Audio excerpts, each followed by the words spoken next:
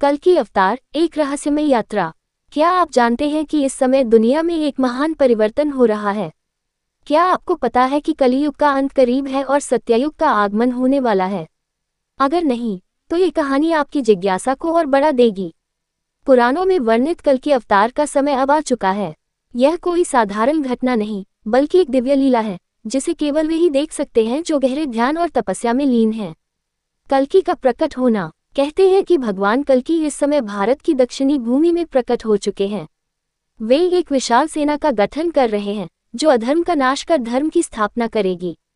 ध्यान और साधना करने वाले योगियों ने अपने सूक्ष्म दृष्टि से देखा है कि यह सेना धीरे धीरे आकार ले रही है, और स्वयं हनुमान जी इस सेना के एक महत्वपूर्ण सेनापति के रूप में कार्य कर रहे हैं। कैसे हो रही है आपदाएं? आपने हाल ही में कैलिफोर्निया में लगी भीषण आग और भयंकर ठंड के बारे में सुना होगा। क्या ये सिर्फ प्राकृतिक घटनाएं हैं या इसके पीछे कोई और रहस्य छिपा है? कुछ आध्यात्मिक साधकों का मानना है कि यह सब भगवान कल्कि के प्रभाव से हो रहा है। उनकी दिव्य घोड़ा, जिसे देवदत्त कहा जाता है, जब लाल रंग में प्रकट होता है तो पृथ्वी पर अग्निकांड होते हैं। जब वही घोड़ा नीले रंग में प्रकट होता है तो भयंकर तूफान और वायु से तबाही मचती है। और जब ये सफेद रंग में प्रकट होता है तो जलप्रलय जैसी घटनाएं होती हैं। यह कोई कल्पना नहीं, बल्कि एक गहरी आध्यात्मिक सच्चाई है जिसे केवल साधक ही देख सकते हैं। भारत से लेकर चीन तक की यात्रा। भगवान कल्कि की यह सेना अब भारत से निकलकर नेपाल की सीमाओं को पार कर चीन की ओर बढ़ रही है।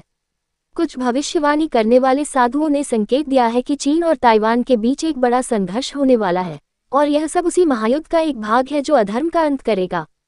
क्या आप सत्ययुग में प्रवेश करना चाहते हैं? यदि आप इस परिवर्तन का हिस्सा बनना चाहते हैं, तो आपको अभी से सत्य और धर्म के मार्ग पर चलना होगा। ध्यान, जप और तपस्या ही आपको भगवान कल्कि के दर्शन का सौभाग्य दिला सकते हैं। अब सवाल यह उठता है, क्या आप इस सत्य को स्वीकार करने के लिए तैयार हैं? क्या आप इस परिवर्तन के भागीदार बनेंगे?